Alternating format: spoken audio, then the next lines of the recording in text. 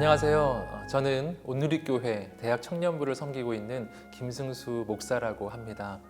오늘 말씀이 나누어질 때 우리 가운데 하나님의 은혜가 또 소망이 가득하게 되기를 주님의 이름으로 축복합니다. 요즘 우리는 정말 이전에 경험할 수 없었던 정말 큰 어려움 가운데 처해져 있습니다.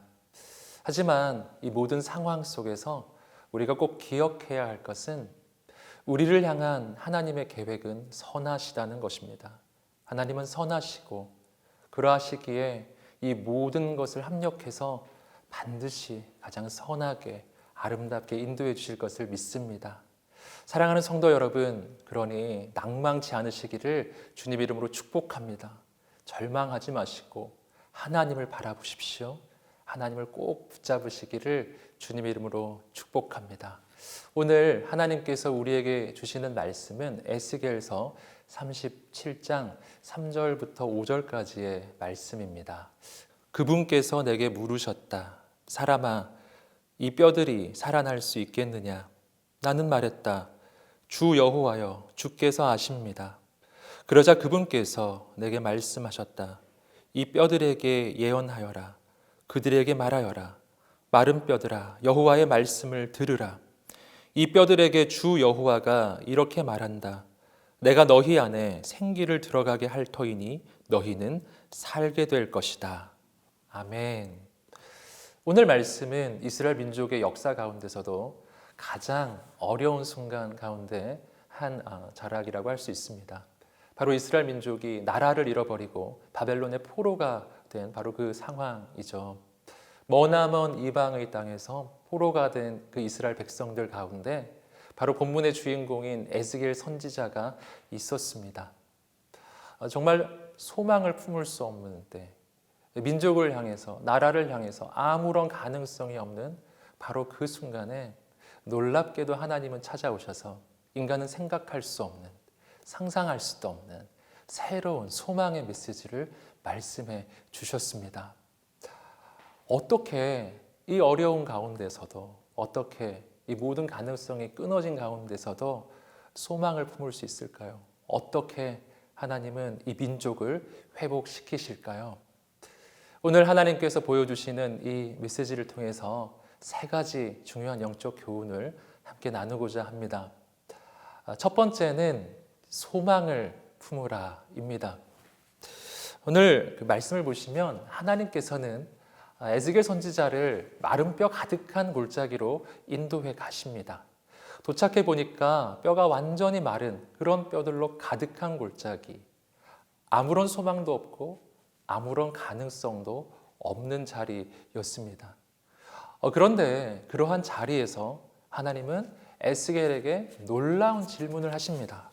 에스겔 37장 3절 말씀을 보시면 하나님은 이렇게 질문하십니다. 그분께서 내게 물으셨다. 사람아, 이 뼈들이 살아날 수 있겠느냐? 나는 말했다. 주 여호와여, 주께서 아십니다. 사람아, 이 뼈들이 살아날 수 있겠느냐? 이 질문은 인간은 할 수 없는 질문입니다. 왜냐하면 인간은 그런 생각을 절대 하지 않기 때문입니다. 이 질문은 오직 하나님만이 하실 수 있으신 질문입니다. 정말 마른 뼈를 살려내실 수 있는 분만이 하실 수 있는 말씀이라는 것이죠. 그렇다면 하나님께서는 왜 굳이 이 질문을 에스겔에게 던질까요? 그 까닭은 하나님께서 가지고 있었던 바로 그 소망, 이 마른 뼈를 살려내시는 그 꿈을 에스겔도 품기를 원하셨기 때문입니다. 이 질문 앞에 에스겔은 자신 있게 네, 살아날 수 있습니다. 이렇게 대답하지 못했습니다. 에스겔은 아주 자신 없게 주 여호와여, 주께서 아십니다. 이렇게 대답합니다. 그러나 우리가 한 가지 발견하는 것은 에스겔이 결코 하나님의 말씀을 부정하지 않았다는 것입니다. 그렇게 안 된다고 말하지 않았어요. 그리고 하나님이 아십니다. 라고 대답한 것이죠. 이 안에는 에스겔의 작은 소망, 작은 믿음이 담겨져 있습니다. 나는 할 수 없지만 하나님은 하실 수 있으십니다. 이런 고백이죠. 그 고백이 나오자 하나님은 즉시 일하기 시작하십니다. 하나님의 놀라운 역사는 시작됩니다. 사랑하는 성도 여러분, 오늘 우리의 마음에 하나님이 주시는 소망이 있게 되기를 주님의 이름으로 축복합니다. 우리 인생을 바라보고 현실을 바라볼 때 마치 마른 뼈가 널브러져 있는 것 같은 그런 죽음의 골짜기에 처해져 있는 것 같은 그런 마음을 품고 계신 분 계실지 모르겠습니다. 하나님은 우리에게도 말씀하실 것입니다. 이 뼈들이 능히 살 수 있겠느냐? 그때 안 된다고만 하지 마십시오. 네, 주님, 저는 할 수 없습니다. 하지만 하나님이 역사하시면 살아날 줄 믿습니다. 우리 안에 그 소망과 그 작은 믿음이 있게 되기를 주님의 이름으로 축복합니다. 두 번째는 말씀을 들으십시오입니다. 4절 말씀입니다. 그러자 그분께서 내게 말씀하셨다. 이 뼈들에게 예언하여라. 그들에게 말하여라. 마른 뼈들아 여호와의 말씀을 들으라.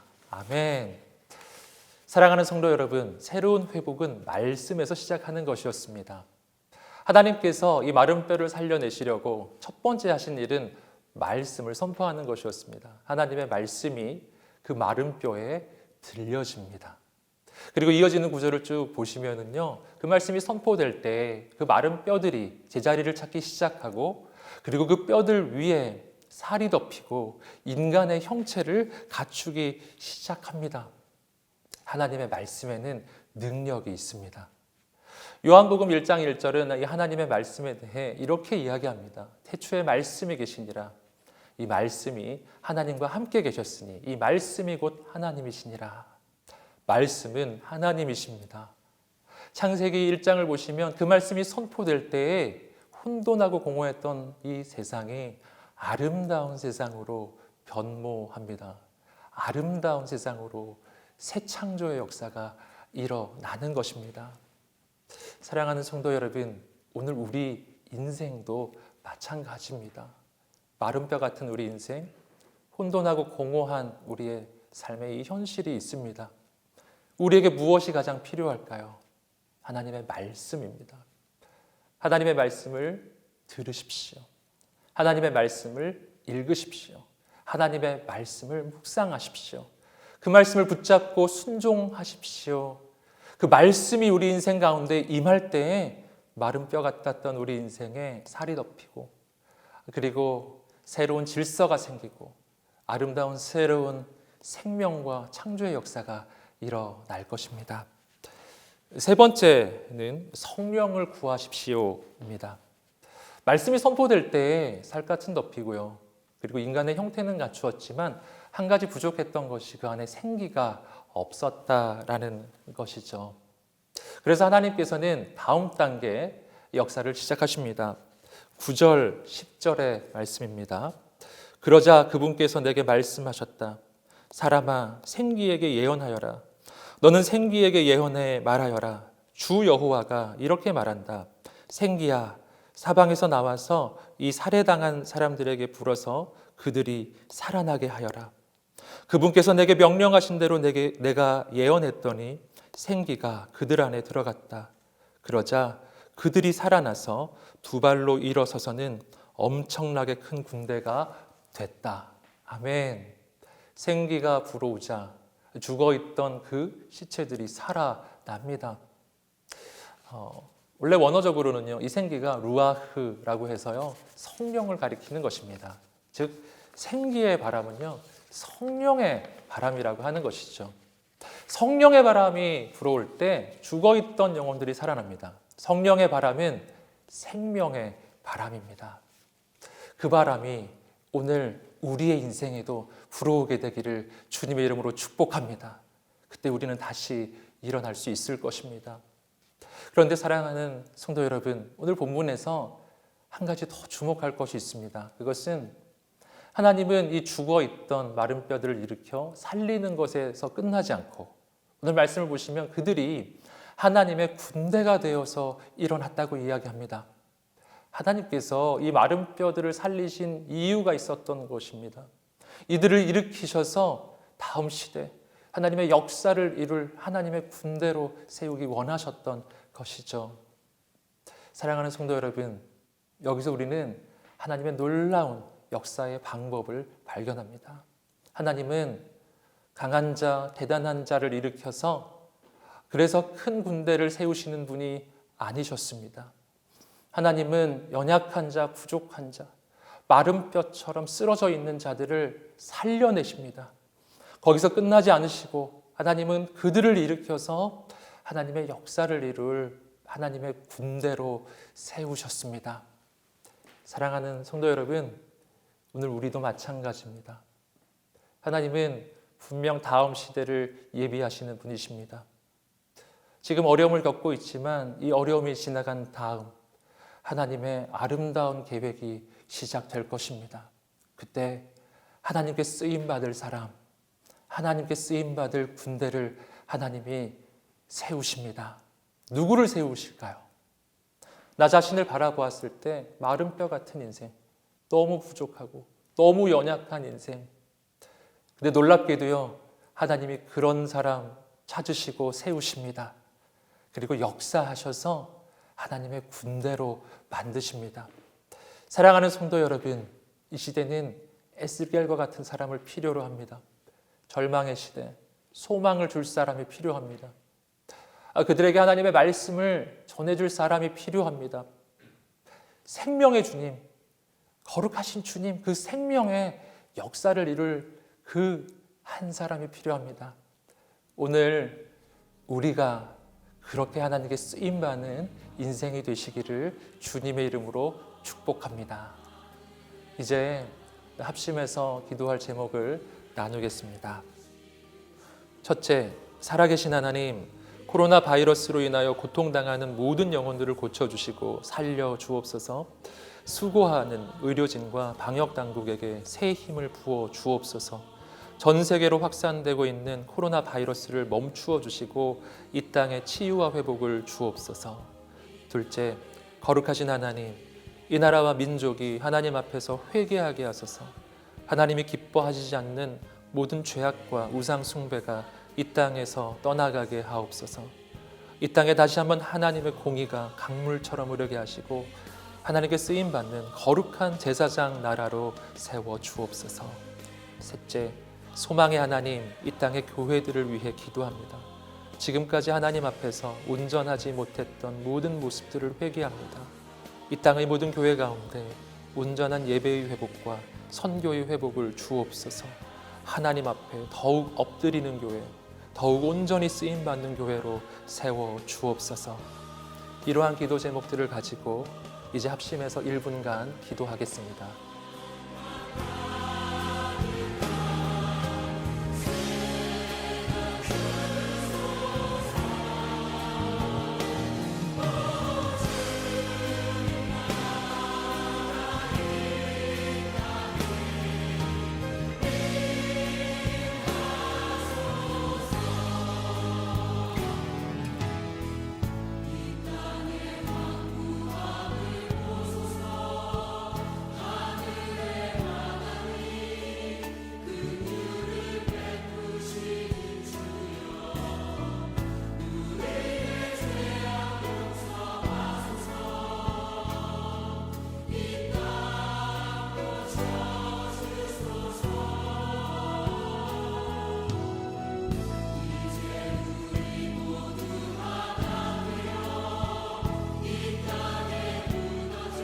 사랑하는 하나님, 하나님 앞에 우리의 죄악을 회개합니다.